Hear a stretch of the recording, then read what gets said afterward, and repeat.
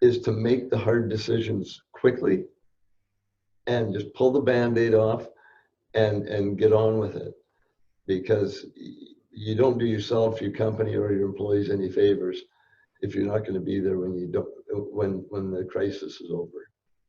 Right, right. And Yeah. and what are those hard decisions that you're Hard often decisions faced with? are, it's going to be unique to every business, but you got to look at your costs and your revenues and where they're going, Mhm. and and try and maintain a positive cash flow for as long as you can.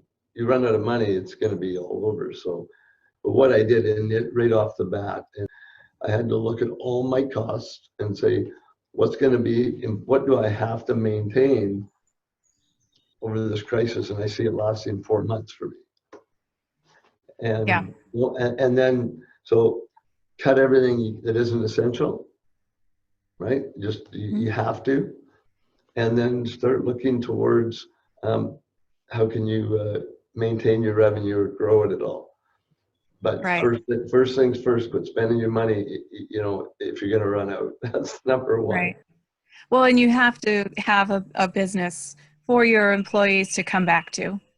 Yeah, I So mean, you're making those hard responsible. decisions, because if you don't, there's Yeah, nothing for anybody. well, as the leader, of the business, I feel it, and I have a big responsibility to my employees and the people I do business with, whether they're contractors, sales reps, whatever. I feel a personal responsibility, to their well-being. They've come on board, they've worked hard, here we are. And, like I said, it's tough decisions, but when everybody sees it happening, they're going to understand it. And, you can try and explain it and try and mitigate it. It's going to hurt. It Right. hurts everybody. But you have a responsibility to bring them back, right? To make that pain as short-lived as you can. Right, right. Now you had mentioned, so you were a controller at the Crossing Resort, which is Mhm. a family-owned resort.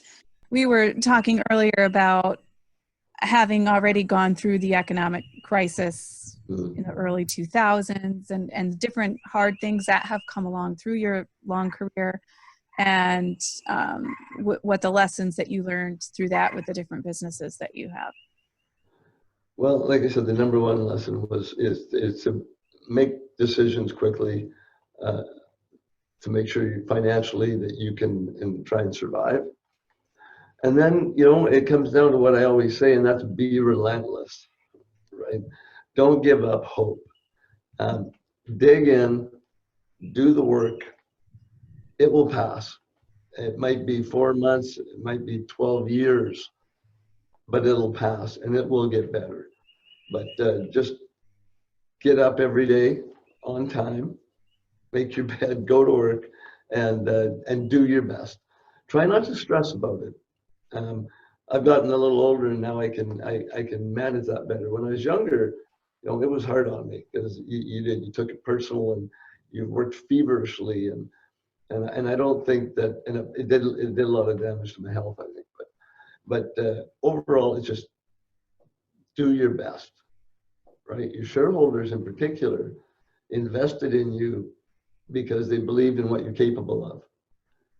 Make sure you're thinking of your shareholders and the responsibility to them. They gave you money, and all they're looking from you is for your best, and so are your employees and everybody else. So get up, go to work, be relentless, do your best, don't sweat it, go home at the end of the day, have dinner, take the weekend if you can.